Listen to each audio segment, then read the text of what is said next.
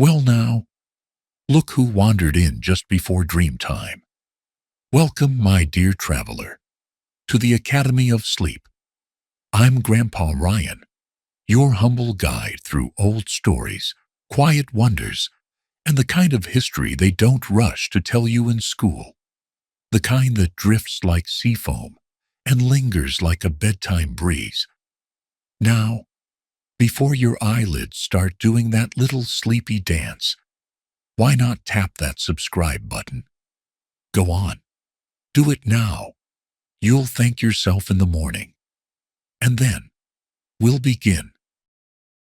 Pirates of the Caribbean, the Golden Age of Wind and Plunder. Chapter 1. Introduction, the Call of the Sea and the Scent of Freedom. There is a scent that lingers in every harbor, a blend of salt and wood, of wet rope and old adventure. It is the scent of the sea, and with it comes the call. Gentle at first, like the hush of a tide over sand, but growing louder with each wave, until it roars in the heart like a forgotten memory. For centuries, that call has beckoned not only sailors, but dreamers, outcasts, rebels, and poets. Those who longed not merely to travel, but to escape. And so begins our story, not on a battlefield or a throne, but on the restless blue of the Caribbean Sea, a place where legends drift like smoke over warm waters, and where the line between truth and myth has always been thin as mist at dawn. The tale of piracy is often told in terms of violence and villainy, of stolen gold and cutthroat cruelty. But beneath the surface of this dark romance lies a deeper current. The pirate, for all his sins, was also a symbol of defiance against empire, of rebellion against tyranny, and of the intoxicating dream that somewhere, just beyond the horizon, there might still be a life unruled. In the Golden Age of the Caribbean, between the late 17th and early 18th centuries, this dream took hold of the oceans and refused to let go. It was an era when the mightiest empires jostled for colonial dominance, shipping fortunes across the sea in heavy, lumbering galleons. It was a time when navies were stretched thin, when distant governors ruled with greed and cruelty, and when the cracks in the imperial world order became wide enough for a new breed of sailor to slip through. They came from England, France, Spain, Holland, deserters, sailors, convicts, enslaved people who broke their chains, and those who had simply had enough of life on land. They took to the sea not always for profit, but for freedom, harsh, fleeting, often fatal, but intoxicating in its purity.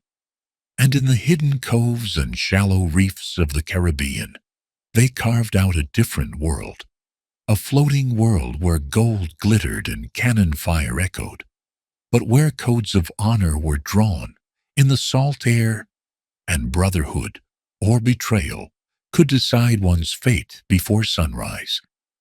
Tonight, you will drift into the heart of this world. You'll sail with the sea rogues and rum runners, walk the crooked streets of pirate havens lit by lantern smoke, and hear the whispers of names long buried beneath coral and legend. For this is no ordinary history. It is the memory of waves and wind, of rebels with ragged flags, and of a wild, impossible freedom that still stirs in every storm. Let the sea take you now. The tale is just beginning. Chapter 2. Before the pirates, Spanish galleons and untold riches. Before the black flags and smoking cannons, before the names of pirates echoed in fearful ballads across European taverns and colonial ports, there was a different kind of power ruling the Caribbean Sea. The Spanish Empire, vast, proud, and newly swollen with the wealth of the New World, stretched like a golden shadow across the oceans. In the 16th century, with the fall of the Aztec and Incan empires, Spain began to extract from the Americas a flood of riches previously unimaginable to Europe.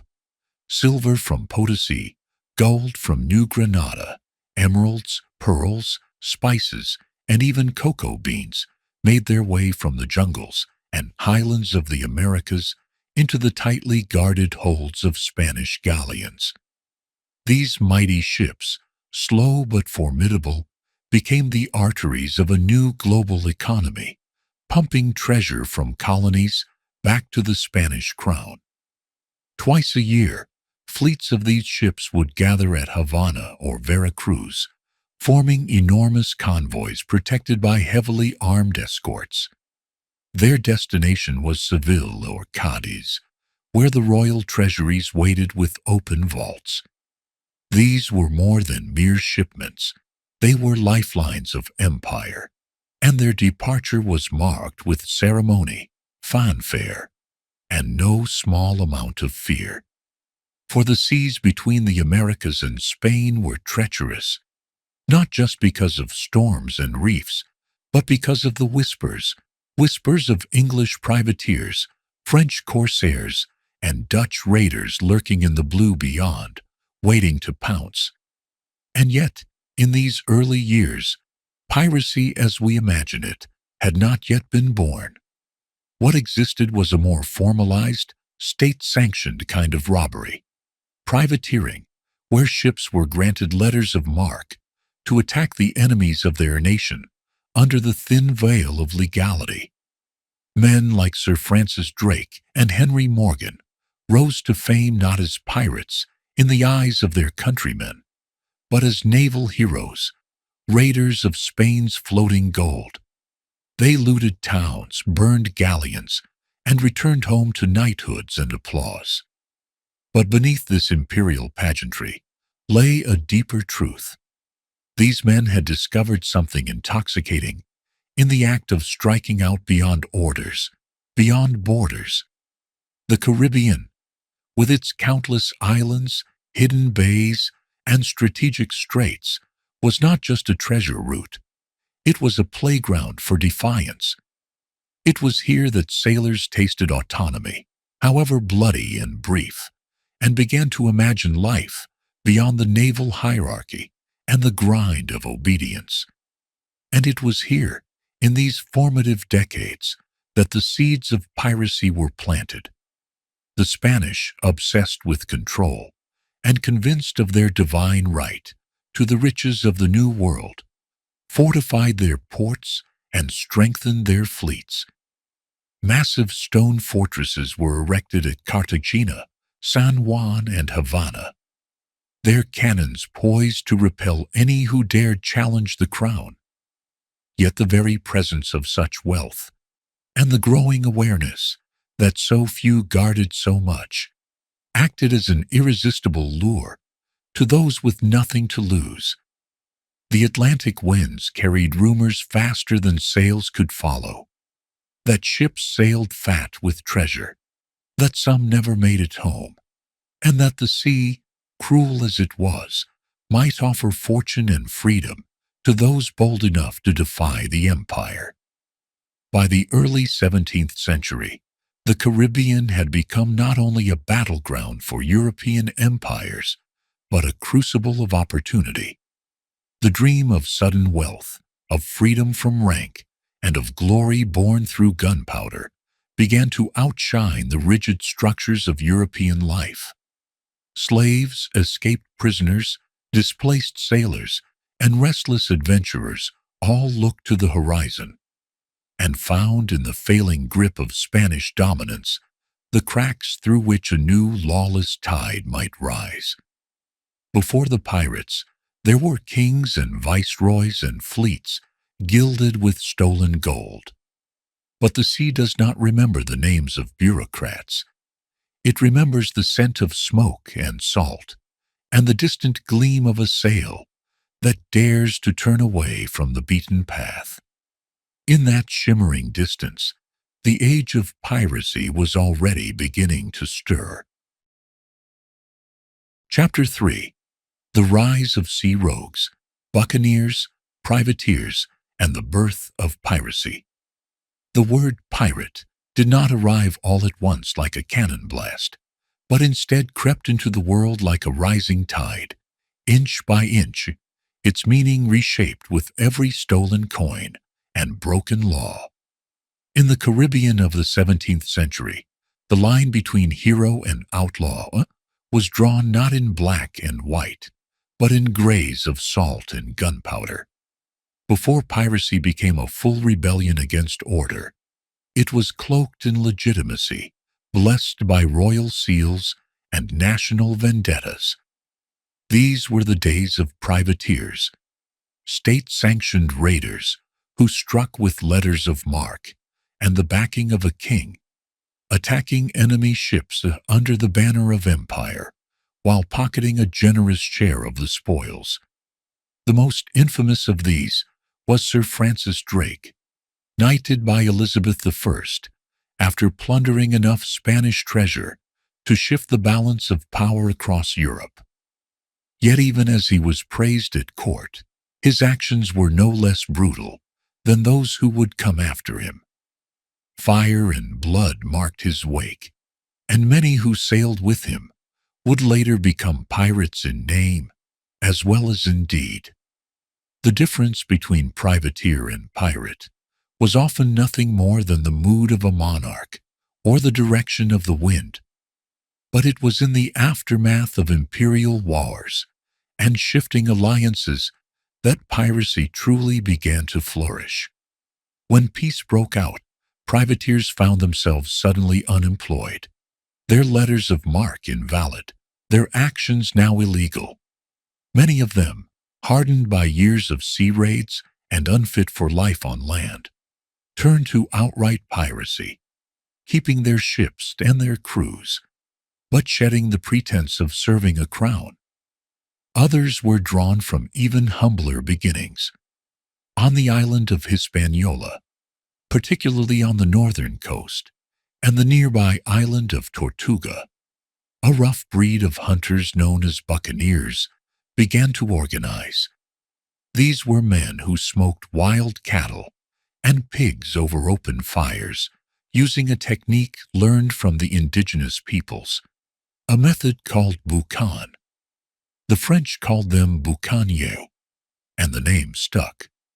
Over time, these men began to arm themselves and form loose bands, raiding Spanish settlements and ships with increasing frequency and coordination. Their knowledge of the terrain, their ruthlessness, and their independence made them both a threat and a fascination to the great powers of Europe. The English, French, and Dutch, eager to undermine Spanish dominance, turned a blind eye to these rogue elements and even courted them when it suited their aims. In exchange for violence against a common enemy, they offered a sanctuary, ports, and sometimes even medals. The Caribbean was transforming into a theater of shifting allegiances, and the sea rogues played their roles well. Tortuga became a haven for these buccaneers, a place where no law held, and where a man with a sharp blade and a sharper instinct could rise quickly. There, in the shadows of colonial ambition, the Brotherhood of Pirates was quietly born. They were not organized in the way navies were, but they shared a code, a loose, evolving set of rules that emphasized fairness in loot division, discipline aboard the ship, and an odd kind of democratic spirit. Captains were elected, decisions were made communally, and all crew had a say. This was not just rebellion. It was a prototype for an entirely different world order. The term pirate became both curse and crown. To colonial governors and royal courts, they were devils to be hunted down, symbols of chaos, threatening trade, and imperial pride. But to many poor sailors, escaped slaves, and disenfranchised men, they were something else entirely. Proof that life could be lived outside the rules of kings. In this dangerous new world, power was earned through boldness and brutality, not birthright. Names like Henry Morgan, Roche Brasiliano, and François l'Olonnais struck fear across the Caribbean, not because they served a flag, but because they answered only to themselves. Morgan, in particular, blurred the line between hero and outlaw. While he claimed to act under English commission, his attacks on Spanish strongholds like Panama City were often wilder and more devastating than anything officially sanctioned. He became a living legend, a pirate who was eventually made a governor, as if the empire itself could not decide whether to condemn or reward him. By the late 17th century, piracy was no longer a fringe phenomenon. It was a movement, a force of nature that swelled with every storm and wrecked ship, fed by the desperation of empires stretched thin and the dreams of men who refused to kneel. The rise of sea rogues was more than a tale of blood and gold. It was a turning point in the story of the sea, when the ocean ceased to be merely a route for treasure and became a stage for a new kind of freedom. In their stolen ships with patched sails, in their secret hideaways and fire-lit councils, the pirates of the Tsute. Chapter 4. Life Aboard. Rum, Songs, Superstitions, and Storms. To live aboard a pirate ship was to exist on the edge of the world, not merely beyond the reach of law, but beyond the comfort of routine, beyond the certainty of tomorrow. The ship was everything: home, fortress, battlefield, and prison all at once. It creaked like an old beast with every wave, groaning under the weight of wind and purpose. The timbers were scarred from cannon fire and storms, the sails patched with cloth from a dozen lands, and the crew was a motley collection of men, and occasionally women, from every corner of the earth, united by little more than a thirst for freedom and a shared defiance of kings. There were no noble cabins or perfumed quarters here. Pirates slept where space allowed, often shoulder to shoulder, hammocks slung low, always damp, always swinging. Rats skittered in the dark. The smell was constant: tar, sweat, salt, rum, and smoke. And yet, in this chaos, a strange kind of order existed, not of rank and noble birth, but of earned respect, survival, and the unwritten codes that governed life at sea. Discipline aboard a pirate ship was harsh, but it was fair, far fairer in fact, than on the naval vessels of the empires they raided. While in the British Navy, a sailor could be flogged for speaking out of turn or executed for minor offenses, pirates elected their captains and often voted on matters that affected the whole crew. Loot was divided according to agreed shares, and injuries were compensated. A lost arm might earn a man extra silver, a lost leg even more. Though no utopia, the pirate ship was in many ways more democratic than the societies it defied. Still, life aboard was perilous, food often spoiled, and fresh water was a luxury. Salt pork, ship's biscuit, dried beans, and whatever could be caught from the sea made up the daily fare. Rum, however, was always present, not merely a drink, but a medicine, a currency, a ritual, and a refuge. It dulled the aches of hard labor, soothed fear before battle, and fueled nights of wild singing beneath the stars. Music was lifeblood. Sea shanties, rhythmic work songs sung during labor, kept time as sails were raised and anchors hauled. But in the calm of night, other songs would emerge, songs of longing, of distant shores, of mothers and lovers left behind, of betrayals and ghost stories whispered across the dark water. Instruments were scarce, but voices were many. and harmonies rose into the salt air like prayers cast adrift. Superstition ran deep among pirates. Whistling on deck was said to summon storms. A woman aboard was often considered bad luck, unless she came dressed as a man and proved her worth in battle. Black cats were omens, as were albatrosses. A ship's figurehead, the carved wooden guardian mounted to the bow, was treated almost as a spirit itself, guiding the vessel through storms and watching over the crew. Some pirates believed in mermaids, others in ghosts, and most in fate, which they sought to outrun or embrace with every turn of the tide. The weather was its own god. Calm seas could stretch for days, trapping ships in heat and thirst. Then, with no warning, a tempest would rise, skies blackening, waves towering like mountains, the ship groaning beneath the wind's fury. Men would lash themselves to the rigging, scream into the void, pray, curse, or fall silent as the storm took what it pleased. Survival was never promised. But for those who lived, the storm became part of their soul, something that changed them forever.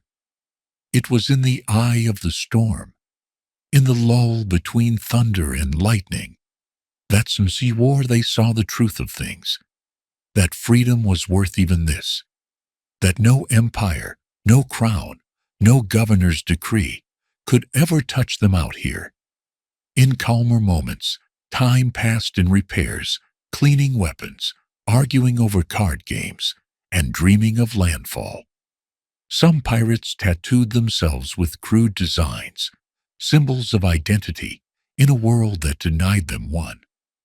Others kept journals, wrote letters they would never send, or told stories to the younger men, stories of mythical islands, buried treasure, sea monsters, or ports where paradise still lived.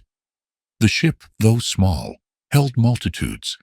In the scent of oiled pistols, the clatter of dice on wood, the laughter after a shared joke, there lived a strange, fierce joy, born of danger and camaraderie. For all its hardship, life aboard a pirate ship was unforgettable. And for many, even in death, it remained the only place they had ever truly felt free. Chapter 5. The Golden Age, Brotherhood, Loot, and the Lawless Code. The Golden Age of Piracy was not forged in a single battle or declared by any sovereign decree. It did not begin with a trumpet or an oath, but with a whisper carried on the trade winds, with the glint of stolen gold in the hand of a man who had nothing else, and with the sound of waves crashing against the hull of a ship unbound by flag or law. Between roughly the 1680s and the 1720s, the Caribbean became something more than a sea. It became an idea, a fever dream of freedom and defiance, a floating world where power did not come from bloodlines or crowns, but from daring, grit, and an unshakable belief that no man was born to be ruled. In these decades, piracy reached its zenith, not in number alone, but in spirit, in the creation of a culture that lived and died by its own code, beneath the rising and falling sails of countless outlaw vessels. The Brotherhood of the Coast, as some called it, was not a formal organization, but a living myth, an unspoken pact that stretched from Tortuga to Port Royal, from Nassau to the hidden coves of the Spanish Main. Pirates greeted one another not as strangers, but as kin, a shared identity built on shared risk. They were Englishmen, Frenchmen, Africans, escaped slaves, ex-naval officers, indigenous outcasts, and desperate wanderers from every walk of life. What they had in common was this: they had nothing to lose and everything to take. This explosive blend gave rise to a culture unlike anything else of its time. fiercely individual, fiercely egalitarian, and fiercely proud. Captains were elected by their crews and could be deposed by the same hands that once lifted them in praise.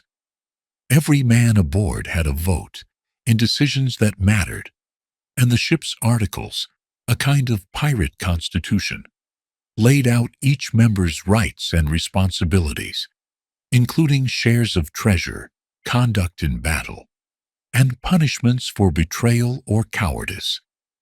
Loot was not hoarded at the top, but divided according to these articles. The captain and quartermaster often received slightly larger portions, but no pirate was left out, and even the cook and the ship's surgeon, if there was one, received their due. Wounds were compensated. A missing limb earned a predetermined reward. It was a brutal world, but not without justice. And while violence was a constant companion, there was also joy, raucous joy, in victory, in the spilling of coin from a seized hold, in the moment when the black flag flew and the enemy ship lowered its sails without a fight. That flag, the Jolly Roger, was not merely a warning. It was a statement of identity. Each captain designed his own, with symbols of death and rebellion, skulls, hourglasses, bleeding hearts, crossed sabers. To fly such a flag was to declare that one had stepped outside the world's laws and claimed a new one, born of sea and fire. But even as they defied the empires, pirates depended on them for prey. Spanish galleons, English merchantmen, Dutch and Portuguese slavers, all were fair game. The Caribbean teemed with opportunity, for this was the age of global trade's violent expansion. Sugar, rum, tobacco, gold, silver, spices, and human lives moved across the sea in endless caravans of sails. The navies meant to protect them were stretched thin by colonial wars, incompetence, and corruption. In this vacuum, the pirates thrived. Their ships were fast and small, their tactics ruthless, their intelligence precise. They knew the routes, the tides, the hidden shoals, and they had networks, in taverns, in brothels, in the back rooms of colonial ports, that kept them fed with gossip and guidance. Despite the image of chaos, the Golden Age pirate often operated with cunning and strategy. Yet not every pirate sought only plunder. In Nassau, on the island of New Providence, pirates created what may have been the closest thing to a republic the world had yet seen. A city of exiles, ruled not by governors, but by consensus and reputation. There, no flag but the black one flew. There, ships were repaired, loot was divided, disputes were settled in open council, and fugitives of every kind walked freely beneath the sun. It was imperfect, and it did not last, but it stood as a symbol of what was possible when men chose freedom over fear. Some captains, like Charles Vane, rejected all overtures of pardon from the British Crown, insisting that no king had the right to offer mercy where none was owed. Others, like Benjamin Hornigold, changed sides when it suited them. But for a time, a brief, glittering, turbulent time, the pirates of the Caribbean carved out a world of their own. The Golden Age was not golden in the sense of peace or prosperity, but in the clarity of its fire. These were men and women who, in choosing the outlaw life, burned bright against the tides of history. They knew the risks. They knew that at the end of their path likely waited the gallows or the ocean's dark embrace. But they sailed on anyway, eyes fixed on the horizon, hearts full of stormlight, loyal only to the wind and to one another. This was their moment, savage, radiant, fleeting, and the sea would remember. Chapter 6. Pirate Republics, Nassau and the Harbors of Anarchy. Among the scattered jewels of the Caribbean, there was one island that became a sanctuary not for kings or merchants, but for rogues and dreamers. A sun-scorched sliver of land known as New Providence, where the town of Nassau rose from coral and sand to become the beating heart of the pirate world. To call it a city would be generous, for it was more often a collection of wooden shacks and crude docks, rattling in the sea wind, its streets little more than mud and rum-soaked laughter. But to those who had sailed far and risked all, it was something greater, a symbol of defiance, a refugee from empire, a flickering promise of freedom. In the early 18th century, Nassau became what some called the Pirate Republic, though it had no government in any official sense. There were no crowns, no taxes, no governors in powdered wigs, issuing decrees from marble halls. Instead, power flowed from the deck of a ship, from the swing of a cutlass, and from the respect a captain earned among equals. Here, pirates came not only to spend their gold, but to repair their ships, rest their weary crews, trade intelligence, and sometimes even plan raids in drunken alliances forged beneath the stars. The harbor, shaped like a natural fortress, offered protection from warships and storms alike.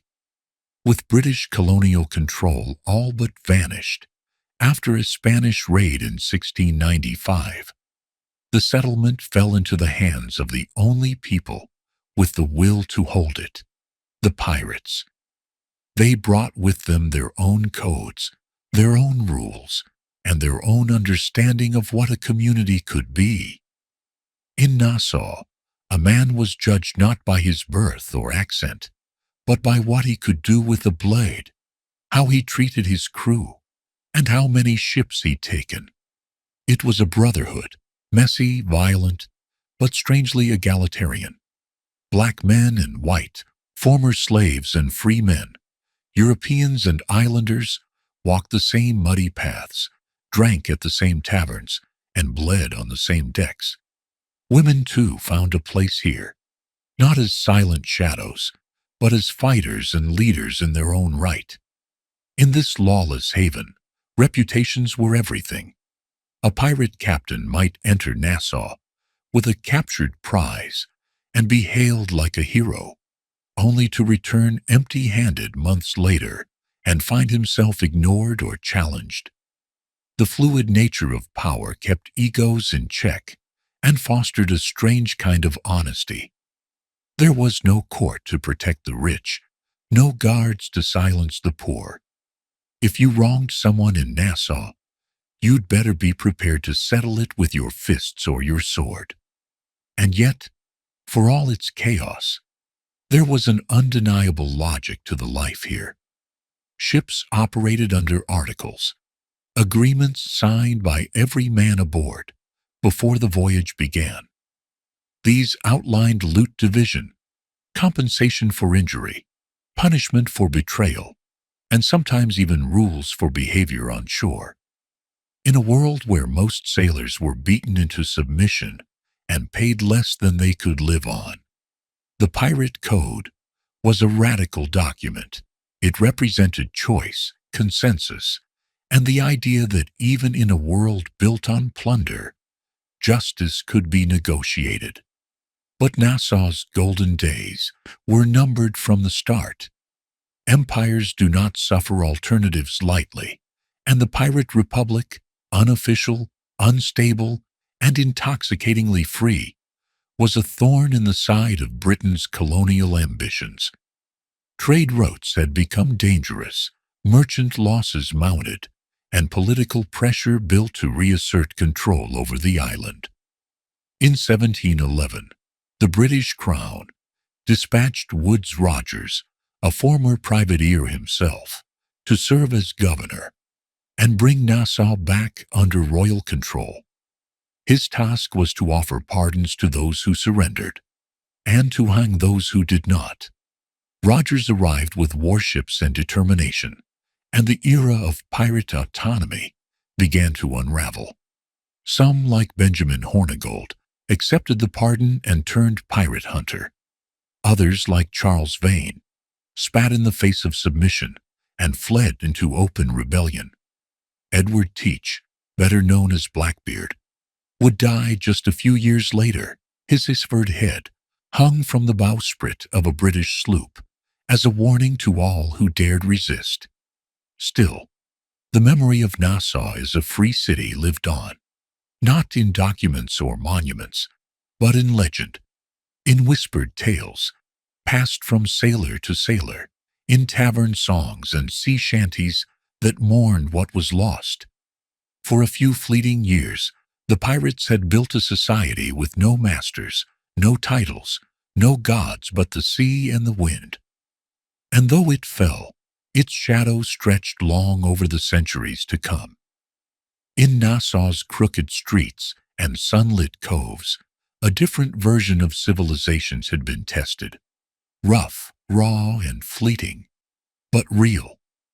It showed that power need not always be inherited, that laws could be agreed upon rather than imposed, and that even in an age of conquest and cruelty, the idea of freedom could take root, wild and impossible, and bloom like fire among the palms. Chapter 7. Legendary Captains, Blackbeard, Bonny, and Calico Jack. Some names are etched so deep into the planks of maritime memory that they outlast the waves, the wood, and even the centuries themselves. They rise not just as men and women who sailed the seas, but as symbols of fury, freedom, and the fleeting glow of rebellion before it's swallowed by the tide. Among the many captains who carved their stories into the Golden Age of Piracy, 3 stand apart, not because they were the most successful, but because their lives became legend, wrapped in smoke and myth, impossible to forget.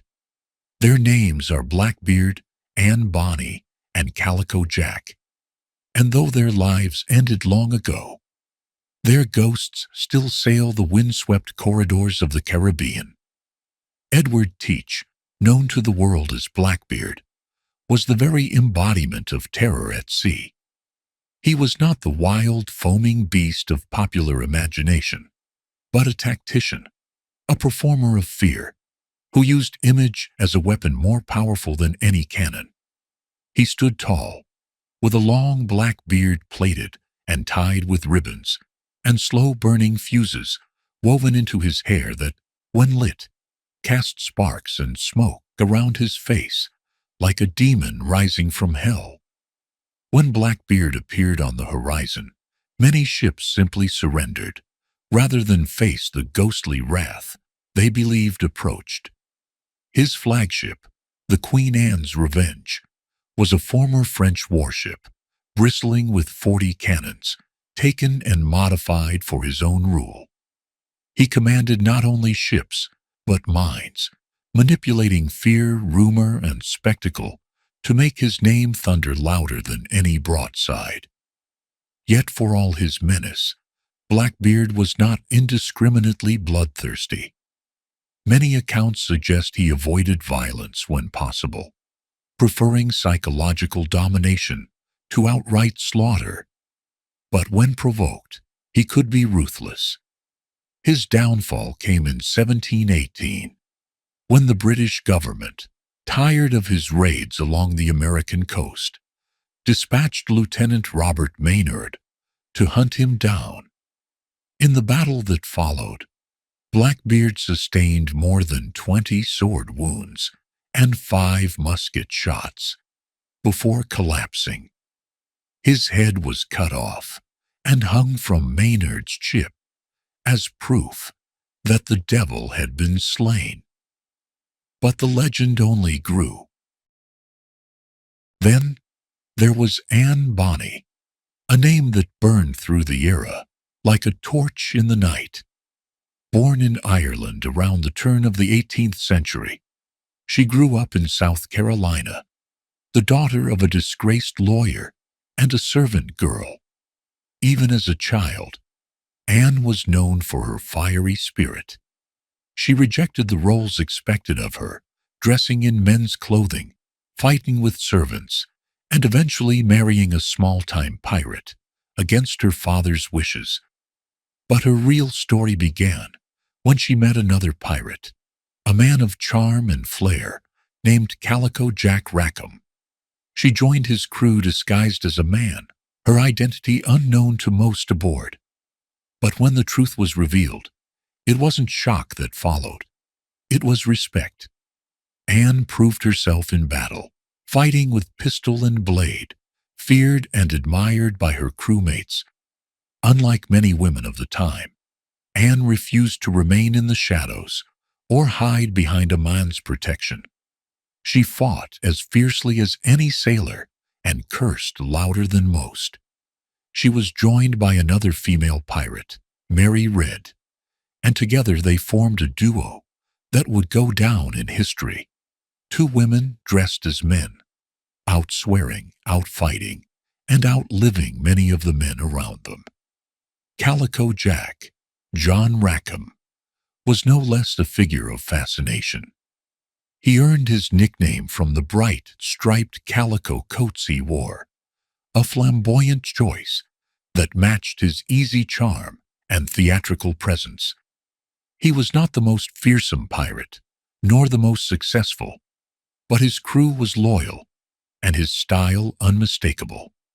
Rackham's greatest claim to fame, perhaps, was not his raids but the company he kept.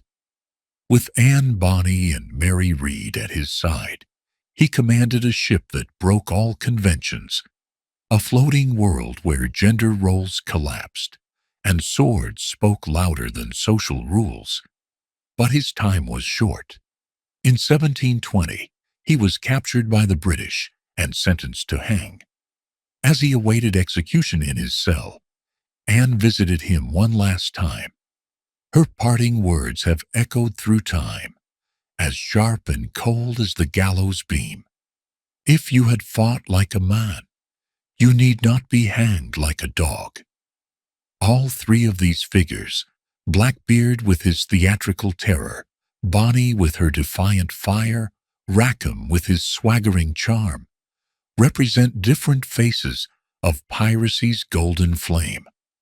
They lived briefly but brightly, flaring against the encroaching dark of empire, leaving behind stories that have outlasted even the most fortified cities of the age. In their lives, we see the contradictions of piracy, brutality and brotherhood, chaos and order, desperation and dreams.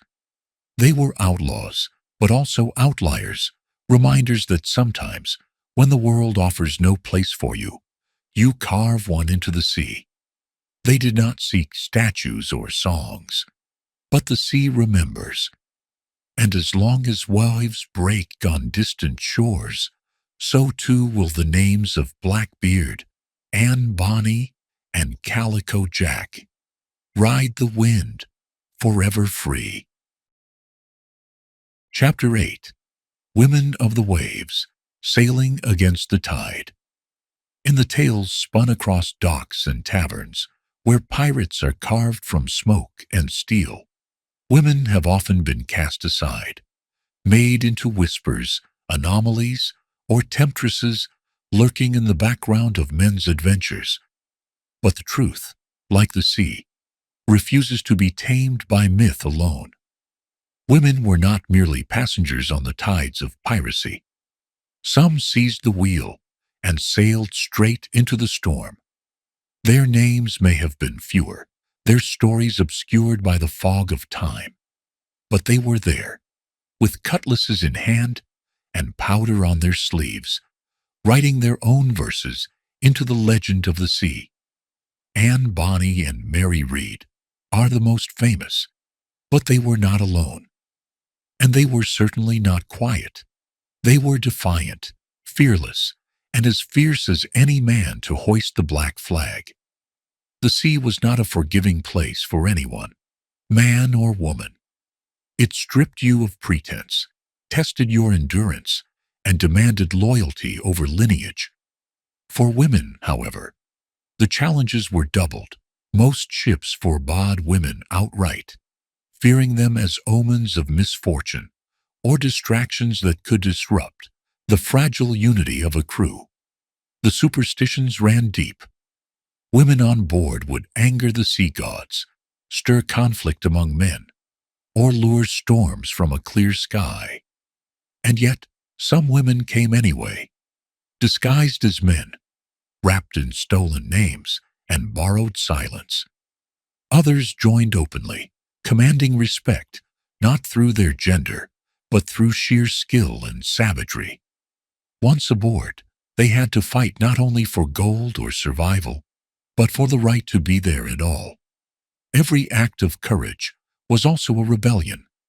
Every order shouted across the deck echoed louder because it came from a voice the world tried to ignore. Mary Red, like Bonny, lived her early years under the weight of disguise. Raised as a boy by her mother to secure an inheritance, Mary learned to fight, to ride, to speak like a man, and to live like one. She served in the British military under this disguise, proving herself in combat before the truth was ever known. Eventually drawn to the sea, she joined Calico Jack's crew, fighting shoulder to shoulder with Anne. The two became legends not only because of their bravery, but because they shattered the illusion that piracy was a man's world. When their ship was finally captured, most of the crew cowered below deck, drunk and unwilling to resist. But Mary and Anne fought to the end, firing pistols and swinging blades, outnumbered but unyielding. Their capture was not their defeat. It was their defiance that became immortal. There were others too, though history has tried to drown them. Qing Shi, a Chinese pirate queen in the early 19th century, though outside the Golden Age's frame, commanded a fleet of hundreds of ships and tens of thousands of pirates, enforcing her own code with brutal efficiency. In the Caribbean, tales whisper of unnamed women who led raids, smuggled goods, or avenged lovers lost to the gallows. Some served as navigators, some as spies, some as medics, and many as fighters whose identities were buried under male aliases for protection. There is poetry in this erasure, not beauty, but a tragic rhythm, that so many women bled for legends they were never meant to be part of, yet became inseparable from. And yet, what these women sought was not glory. It was agency. In a world where land-bound life often meant marriage without love, labor without rest, and silence without end, the sea offered a brutal but honest alternative. It demanded a price, but it did not lie. On the sea, a woman could become something else, a warrior, a commander, a ghost who refused to obey. Even when captured, even when sentenced to death, Anne and Mary did not beg. They claimed to be pregnant, a tactic known as pleading the belly, forcing the court to stay execution. Mary would die of fever in prison. Anne's fate remains uncertain. Some say she escaped, returned to the colonies, and lived out her days quietly. Others say she died defiant. Either way, her story outlived her. It rode on the wind. It clung to the waves. The legacy of these women is not just in the battles they fought, but in the silence they broke. They forced history to see them, even if only in glimpses. They proved that courage is not confined to gender, and that freedom in its rawest form is blind to the body it inhabits.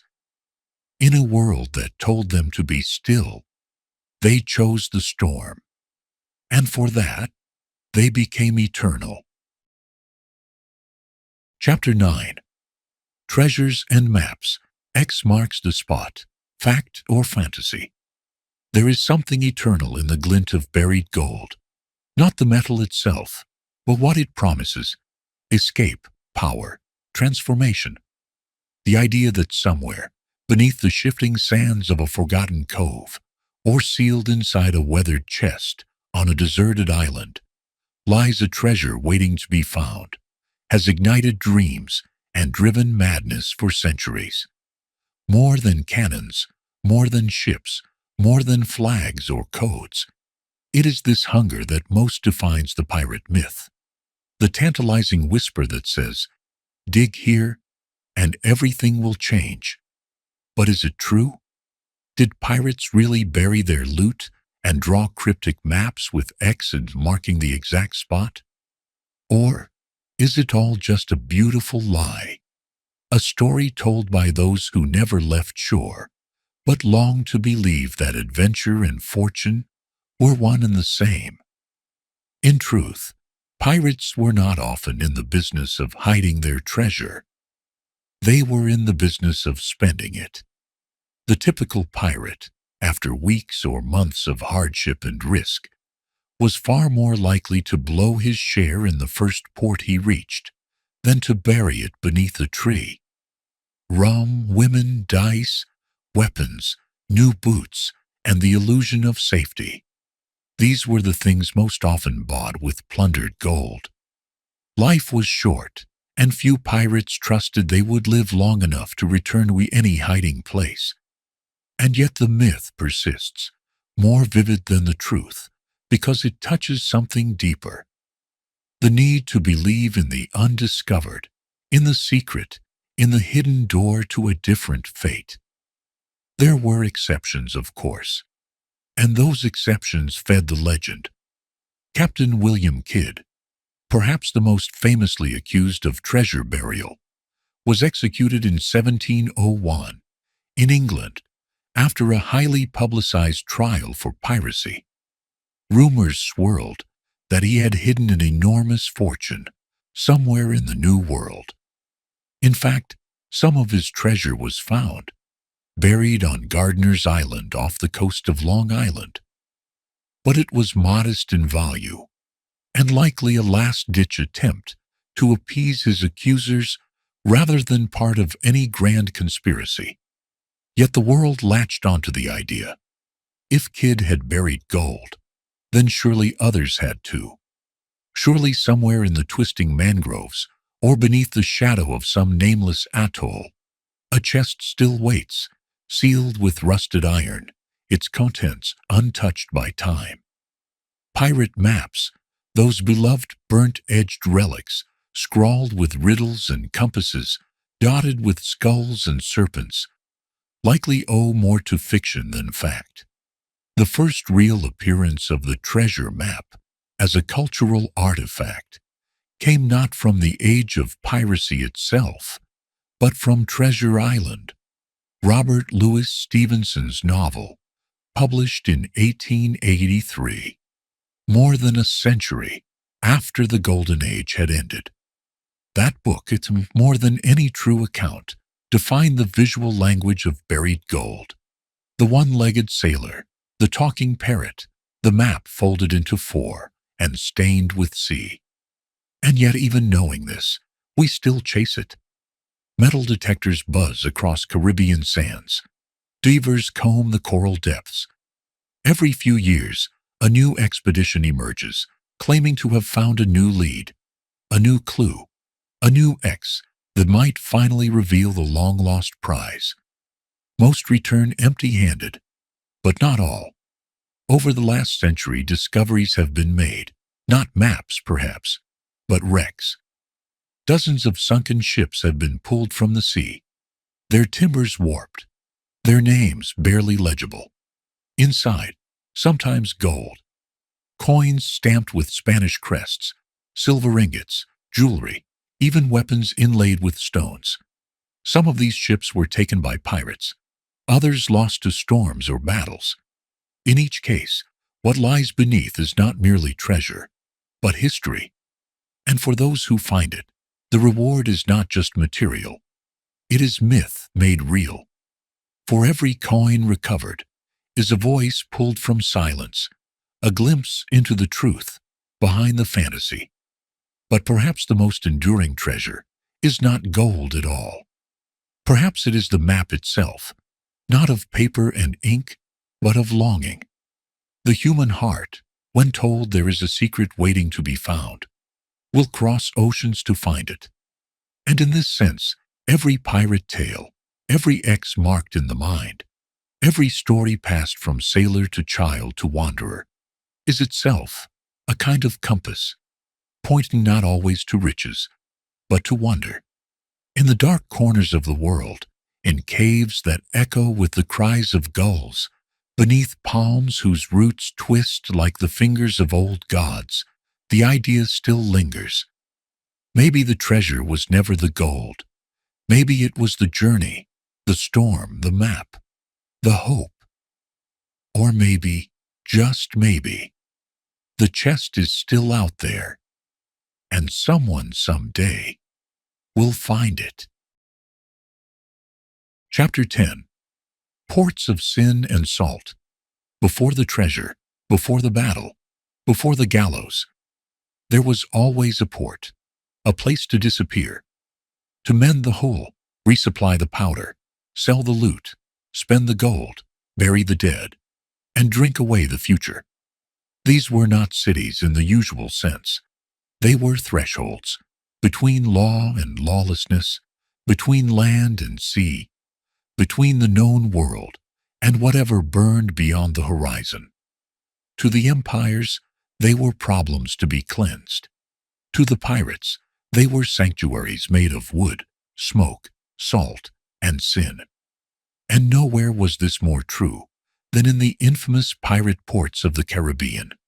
Port Royal, Tortuga, Nassau, and the countless lesser-known harbors that dotted the warm coasts like the footprints of ghosts. Port Royal in Jamaica was once called the wickedest city on earth. It sat at the mouth of Kingston Harbor, bustling with taverns, brothels, gambling dens, and alleys slick with secrets. In the late 17th century, it was not only a pirate haven, but a thriving center of commerce, where looted goods flowed like rum, and Spanish gold passed from hand to hand without so much as a raised eyebrow. English authorities turned a blind eye for years, knowing full well that privateer money was propping up the colonial economy. A man could enter Port Royal with blood still on his blade and walk out a gentleman, so long as he paid well enough. The city's decadence was legendary. It was said that the taverns outnumbered churches 20-1, and that men spent their fortunes in a single night of wine, cards, and velvet. But in 1692, a massive earthquake struck the city, swallowing entire streets into the sea.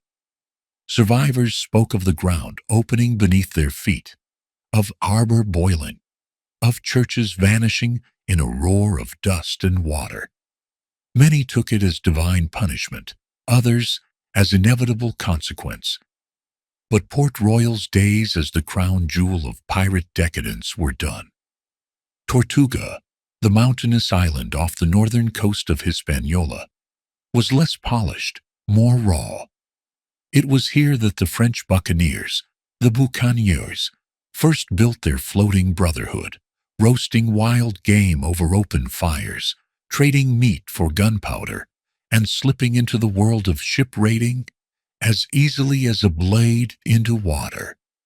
Tortuga's harbor was a natural fortress, surrounded by cliffs and shallow waters that made it difficult for warships to approach. It became a magnet for those who wanted nothing to do with the laws of Spain or France, a place where captains were made by force and legend, and where no one asked too many questions. Tavern fights were common. Betrayals were frequent, but so were bonds. Here, the pirate code was forged, not as a theory, but as a necessity for survival, among men who answered to no crown, but needed rules of their own. The island changed hands many times, claimed by France, Spain, and even Britain, but the pirates always returned. For them, it was not territory, it was memory of fire-lit feasts, shared spoils, and the first taste of freedom's salt. And then there was Nassau, the pirate republic, the capital of anarchy. We have already walked its streets in earlier chapters, but no voyage through the ports of sin would be complete without returning to its broken docks and open councils. Nassau was not built to be permanent. It rose like a fever, fast, lawless, burning. It drew exiles, mutineers, shipwrecked dreamers, and captains with vengeance in their eyes. There, power shifted with the tides. A man could rise in the morning with nothing but rags and find himself leading a fleet by nightfall. Deals were struck in rum halls, crews were recruited in brothels, and though the port stank of sweat and smoke, for a brief time, it was the freest city on the sea. No taxes, no kings, only the code. It was a republic not of laws, but of necessity. And in that crucible, something wild and immortal was born. But beyond the big names were dozens of lesser-known coves and anchorages: Mosquito Bay, Baratoria, the reefs of Roatan, the dark beaches of St. Lucieta. In these quiet places, the great ships of history stopped to breathe. Some served as secret harbors, others as smuggler hubs or meeting points between rebel captains and crooked merchants. There were islands where one could hide for months, fix a hull with stolen timber, and drink rainwater under palm trees until the hunt cooled down. Many of these places were never marked on maps. They were passed by word of mouth, kept alive in the minds of those who'd sworn not to return, but always did. And in them, the spirit of piracy endured. These ports were not utopias. They were violent, unjust, and full of desperation. But they were real, in a way that cities of stone and order could never be. They were forged in fire and salt by people who had been thrown out of the world and decided to make one of their own. The harbors may be gone now, buried under resorts, or forgotten by time. But if you listen closely sometimes, in the warm breeze of the Caribbean night, you can almost hear them. The rattle of dice, the creak of a sign swaying in the wind, the low laughter of ghosts who once drank to freedom and meant it. Chapter 11. Pirate Codes and the Laws of the Lawless. To the outside world, pirates were creatures of chaos, feral, bloodthirsty, unpredictable. But beneath the smoke and cannon fire, beneath the drunken songs and stolen gold, there was structure. Not the structure of empires or thrones, but something stranger, born not of law, but of necessity. On pirate ships where life was short, risk was constant, and trust was all that stood between survival and a blade in the back, rules emerged, not imposed from above, but agreed upon from below. These were the pirate articles, the Jamaica discipline, the codes of the brotherhood, contracts scratched onto parchment or carved into memory, forged by firelight in secret harbors, and signed with nicknames and crude marks by men who had left the world behind. And though their authors wore pistols at their hips and sabers on their backs, these codes were often more just, more democratic, and more respected than the laws of kings. Each pirate ship had its own version, adapted to the temperament of the crew and the captain. But common threads ran through them, like a hidden spine of order, holding the wildness together. The most sacred principle was equality in loot. Every man aboard, from the quartermaster to the cook, received a predetermined share of whatever was plundered. Captains and officers often received slightly more, but the ratio was agreed upon in advance, and abuse of this balance could spark mutiny faster than hunger or defeat. Decisions were made collectively, while the captain had supreme authority in battle. Outside of combat, his power was often limited. A quartermaster acted as a check against tyranny, representing the crew and overseeing discipline, rationing, and the distribution of treasure. The captain, no matter how feared, could be deposed by a simple vote if he lost the confidence of his men. There were rules for behavior too, not moral, but practical. No fighting aboard ship. Quarrels were to be settled on land, away from the vessel that held everyone's life. Theft among crewmates was punishable by marooning, left alone on a deserted island, with nothing but a bottle of water and a pistol. Cowardice in battle might mean the same. Lighting candles near the powder magazine was strictly forbidden. Gambling debts had to be honored. Women, if permitted aboard at all, were not to be harassed, and any man who violated this rule might be put to death, not out of chivalry, but because such conflicts tore ships apart.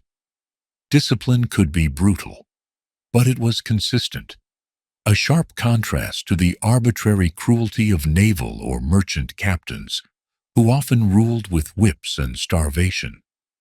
Injuries were also addressed with surprising compassion. The articles often promised compensation for wounds suffered in service to the crew. A lost arm might earn 600 pieces of 8, a lost leg 800, depending on the ship's wealth. These were not gestures of kindness, they were strategies of survival. Every man knew the risks.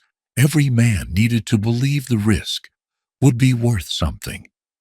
These codes created trust among thieves. They gave shape to loyalty, hardened morale, and prevented descent into madness. In a world where the empire's justice was slow, corrupt, and always tilted toward the rich, the pirates had built their own. It's easy to romanticize this, and indeed many have. But the truth is sharper. These codes did not emerge from noble ideals. They were born from shared danger. A pirate ship was not a democracy in the modern sense, but it was closer to one than most places on earth at the time. Where kings ruled by divine right, pirates ruled by consensus. Where courts were bought, pirate trials were public. Where navies starved and beat their men, pirate crews voted, shared, and survived. This was not a utopia. It was brutal, often merciless, but it was fair in ways the civilized world was not. And in that fairness was a strange kind of freedom. The pirate code was not written for eternity. It was written to survive the voyage. It could be amended, rewritten, burned, and rewritten again. It lived and died with the crew who signed it. But it marked a profound moment in history, when men cast out from empire and society still chose not anarchy, but order of their own making. They were called savages, yet they created constitutions. They were hunted as beasts, yet they voted like citizens. The code was not just a rule book. It was proof that even those most rejected by the world still sought meaning, structure, and a place to belong. And though no original copy of a pirate code survives in full today, their echoes linger in democracy, in protest, in the quiet idea that power should serve the people, not rule them. In the end, the code was not perfect, but it was honest. And on the deck of a ship rocked by cannon fire and storm winds, that honesty could mean the difference between life and death. Chapter 12. The Pirate's Arsenal. A pirate ship was not a floating fortress. It was a wolf among elephants, smaller, faster, sharper. Unlike the lumbering galleons of empire, bristling with heavy cannons and layers of bureaucracy, pirate vessels were designed for speed, maneuverability, and ambush. Their greatest weapon was not the cutlass or the cannonball. It was fear. And to wield that fear, they relied on an arsenal that was brutal, efficient, and terrifyingly intimate. Every tool had a purpose. Every weapon was an extension of survival. And every battle began not with a broadside, but with the flash of steel and the cry of chaos. The cutlass was the pirate's signature blade, short, slightly curved, and built for close combat, aboard the heaving, narrow decks of ships. Unlike the longer swords favored by cavalry or aristocracy, the cutlass was meant to slash in tight quarters, to carve through ropes, rigging, or flesh without getting tangled. It was simple to use, durable, and deadly in the hands of even a half-trained sailor. Often paired with a pistol or dagger, it turned every pirate into a storm of blades when boarding began. The handle was usually fitted with a knuckle guard to protect the hand, because when ships clashed, fists were as necessary as the style. Firearms were the next layer of the arsenal, but these were not the precision rifles of later centuries. Pirates carried flintlock pistols, often single-shot, muzzle-loaded weapons that took time to reload and were notoriously unreliable. A pirate might carry 2, 3, even 4 pistols at once, tucked into belts, bandoliers, or sashes, ready to be fired in rapid succession and discarded once empty. The point was not accuracy. It was shock. A pistol fired at close range in the chaos of a boarding was more than a weapon. It was a psychological strike, a burst of fire and smoke that shattered nerves and broke formations. Pirates rarely relied on long-range duels. They wanted to get close, fast, and end the fight before it began. For smashing through doors, breaking chests, or braining opponents in a melee. Pirates also used boarding axes, small hatchets with steel heads and pointed ends, perfect for climbing rigging, hacking through wooden barriers, or dragging an enemy from behind cover. These tools were common on ships for practical reasons, but in pirate hands, they became instruments of terror. Grappling hooks were essential too, tossed across the railings of a target ship to draw the two vessels together. Once locked, pirates swarmed like ants over the gunwales, screaming, firing, slashing, overwhelming the enemy in a storm of bodies. Some carried daggers or dirks, small stabbing knives that could be drawn quickly when the primary weapon was lost. Others used belaying pins, marlin spikes, or even weighted clubs wrapped in rope. On land, they might carry muskets or sabers, but at sea, compact and brutal was the rule. Armor was rare. A heavy breastplate meant nothing if you couldn't move, and pirates prized speed above all. They wore light clothing, often colorful, sometimes looted from captured officers or spiced up for flair. A flamboyant pirate was not just showing off. He was broadcasting confidence, commanding presence, unsettling the enemy before a shot was ever fired.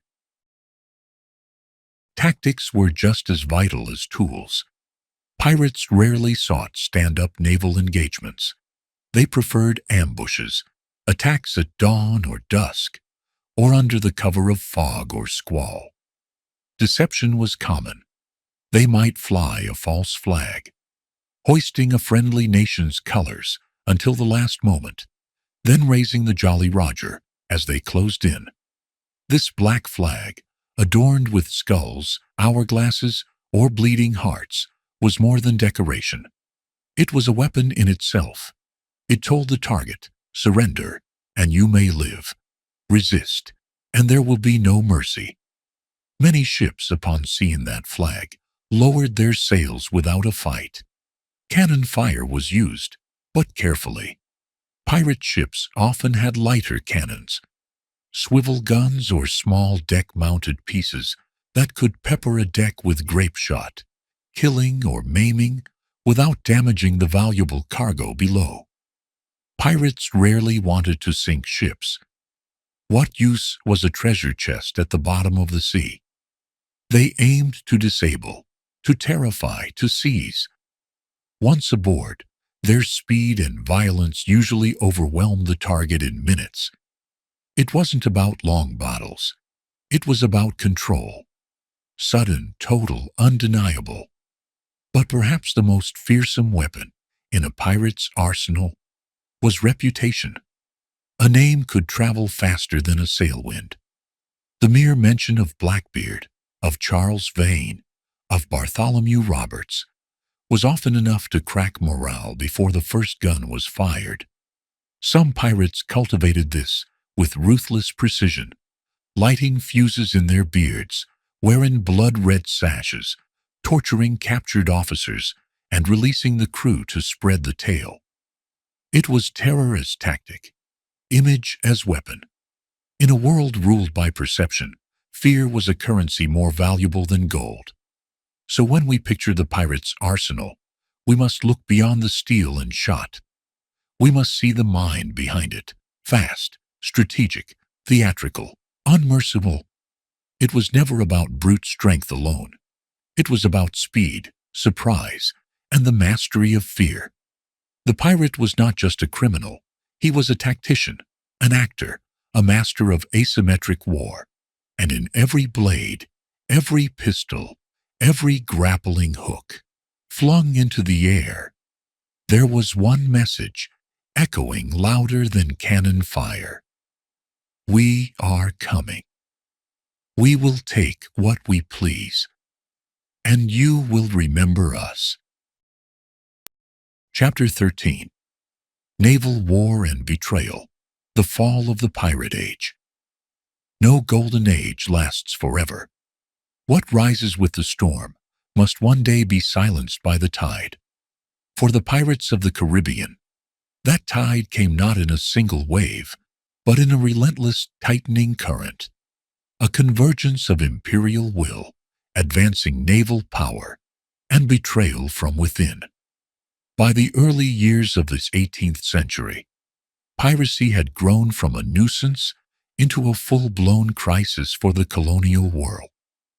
Trade routes choked with danger, merchant companies suffered catastrophic losses, and governors feared that their ports might fall under black flags rather than royal banners. The pirate republics, once tolerated as useful thorns against Spain, were now seen as threats to British dominance, French expansion, and the order of empire itself. The Golden Age had burned too bright. The reckoning had begun. At the heart of the empire's counterattack was the shift from tolerating privateers to eradicating pirates outright. Nations that once armed sea dogs with letters of marque now condemned them as criminals. Great Britain, determined to restore control over the Atlantic trade, launched coordinated campaigns to destroy pirate strongholds and hunt down captains who had once been admired, even knighted. Naval forces grew faster, better trained, and more brutal. Governors were instructed to show no mercy. Pirates who were captured were rarely given a second chance. Trials were swift, sentences harsher. Public hangings became spectacles, with bodies displayed in gibbets along the coast, left to rot as a warning to others who might consider defying the crown. The message was clear. There would be no more room for rebellion beneath the sails of the empire. One of the most symbolic blows came with the fall of Nassau. Once a haven for the free and the lawless, the pirate republic collapsed under the pressure of Woodes Rogers, a former privateer turned governor, tasked with crushing the very spirit he once embodied. Rogers offered pardons to those who surrendered, the so-called act of grace, and many pirates, weary of the chase and hopeful for a second life, accepted. Benjamin Hornigold, a once feared captain, became a pirate hunter, turning his cannon against former comrades. The sea, it seemed, was no longer a sanctuary. It had been reclaimed inch by men who spoke not in brotherhood, but in bureaucracy. Betrayal ran deep in these final years. Alliances frayed under pressure. Trust crumbled beneath the weight of desperation. Captains who once shared rum and plunder now turned on each other to secure survival. The same ports that once welcomed pirates with open arms now sold them out for gold and favor. And as the noose tightened, legends met their ends, not in glory, but in ambushes, traps, and courtroom mockeries. Charles Vane, who had refused the king's pardon, was captured, tried, and hanged in Jamaica in 1721. His resistance was fierce to the end, but his death marked the passing of an era. "Force may subdue," he said before his execution, "but a generous mind will never be conquered." Edward Blackbeard Teach, cornered and outgunned, went down in a hurricane of smoke and blood, cut and shot more than 20 times before falling to the deck of a British sloop. Calico Jack was taken with barely a fight, his crew too drunk to resist. He was hanged in Port Royal. Anne Bonny and Mary Red pleaded pregnancy, delaying execution, though Mary died in prison, and Anne vanished into history. As the decade wore on, piracy was pushed further and further to the margins.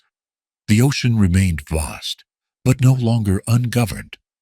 The Caribbean, once a patchwork of hidden coves, secret alliances, and floating utopias, became a theater of surveillance, patrolled by frigates and wowed from the walls of fortified cities. Pirates fled to distant shores, to the West African coast, to the Indian Ocean, to the lawless reaches of Madagascar and beyond. But the Golden Age, the true age of defiant freedom under black sails, was over. What remained were echoes, stories traded in whispers, names carved into wooden beams, the faint smell of powder still clinging to the wind. And yet the empire did not erase them. For all its might, it could not kill the idea. If anything, the violence of the crackdown only deepened the allure. The pirate became not a villain, but a symbol of freedom in the face of tyranny, of living fast and dying unruled, of claiming a life outside the lines others had drawn. Long after the bodies stopped swinging on gallows, the dream of the sea rogue persisted, in books, in songs, in dreams cast across the horizon. The age had ended, but the legend was just beginning. Chapter 14. The Afterlife of Pirates, Myths, Memory, and Modern Obsession. Though the sails were lowered, the flags burned, and the last bodies hung in gibbets over coastal roads, piracy never truly ended. It changed its shape, shedding the skin of blood and salt to become something spectral, a presence not of flesh and cannon, but of myth. In the centuries that followed the fall of the Golden Age, pirates passed from history into legend, their crimes softened by nostalgia, their names sanded smooth by story. They became larger in death than they ever were in life, reimagined not as cutthroats and thieves, but as freedom's wild avatars. rebels who bowed to no king, outlaws who lived by their own code, tragic heroes sailing into oblivion beneath a sky that would never see their like again. The myth began with tales told in portside taverns, passed from sailor to sailor, like sacred relics. These stories grew with each retelling, embellished, embroidered, recast. Then came the books. Daniel Defoe's A General History of the Pirates, published in 1724, gave birth to many of the tropes we still know today. Though written under a pseudonym and full of exaggeration, it painted vivid portraits of Blackbeard and Bonny and others, blending truth and fiction into a tapestry that became indistinguishable from fact. These tales were not meant to inspire reverence, but they did. And from that moment forward, pirates became something more than criminals. They became legends and then symbols. They sailed into novels, into poems, onto stages, and eventually onto screens. In the 19th century, Romanticism gave piracy a new face, one of doomed nobility and windswept honor. The pirate became a Byronic figure, tortured, passionate, misunderstood. And when Robert Louis Stevenson published Treasure Island in 1883, it cemented the modern image of the pirate forever. Long John Silver, cunning, charismatic, dangerous but strangely endearing, became the blueprint, the talking parrot, the wooden leg, the rum bottle, the treasure map marked with an X. None of these were common in real pirate life, yet they became essential to the myth. What mattered wasn't accuracy. What mattered was resonance. The idea that there was a wildness in the human soul that refused to be tamed. The pirate, reimagined through fiction, became not just a relic of the past, but a mirror of something eternal. The yearning for escape, for rebellion, for life on one's own terms. In the modern age, that mirror has grown brighter. Pirates continue to appear in film, in games, in costumes and metaphors. We celebrate them on Talk Like a Pirate Day. We build entire franchises around them. We raise our children on animated versions of their adventures. The skull and crossbones, once a symbol of death and warning, is now found on t-shirts, mugs, theme parks, and emojis. And somewhere in all of this glittering reimagining, the truth still breathes. The truth that there were once people who rejected the world as it was and tried, however violently, to make another. That rejection, more than the gold or the blood or the rum, is what speaks to us. In every age, there are those who want out of hierarchy, out of obedience, out of the lie that power must always be obeyed. The pirate represents that escape. He and she stands at the edge of the map and says, "No, I will not go where you tell me. I will not be what you've made me. I will be something else." And that is why we keep them alive. Even the modern world has its pirates, not in sloops and brigantines, but in code and commerce. The term now belongs to hackers, to rebels, to artists who refuse copyright laws, to individuals who use the tools of the system against itself. They fly no black flag, but the ethos is the same. No masters, no chains, no apologies. The dream of piracy lives on in unexpected places, in protest movements, in squatted buildings, in songs written far from the reach of corporations, and in the quiet minds of ordinary people who, once in a while, wonder what it would feel like to sail away, to vanish into the fog, to live by no one's rules but their own. So when we speak of the afterlife of pirates, we are not merely remembering the past. We are naming something that refuses to die. A fire in the dark, a voice shouting across the wind, a symbol drawn not in ink but in longing. Pirates are not gone. They are transformed, eternal rebels drifting through our culture like ghosts on the tide. And every time someone dares to step off the path, to question the world, to dream of a different shore, the pirate lives again. Chapter 15. Conclusion. The Eternal Romance of the Sea. The sea does not remember every name.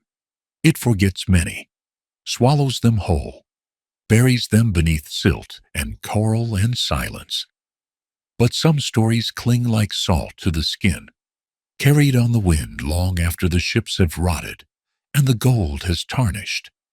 The pirates of the Caribbean, wild, reckless, cruel, and free, were not saints. They were outlaws, born of empire's greed and man's refusal to bow.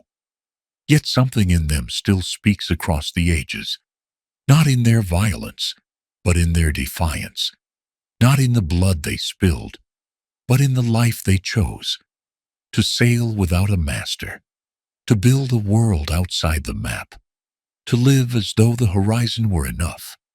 That is the dream. And like all dreams worth chasing, it is as dangerous as it is beautiful. Thank you for joining us on this voyage, through history, through myth, through the warm, dark waters of the Caribbean's most haunted age. The black flags may be gone, but the sea still sings their song. Sleep well, traveler. The tide is gentle tonight. And there you have it, little dreamer, another tale, tucked in and told, like a blanket of stars across your mind. If you're still awake, well, bless your stamina. And if you somehow forgot to tap, like, or subscribe earlier, go ahead and do it now, before the dreams pull you under. I'll be right here, waiting in the next story. Until then, sleep well and sail gently.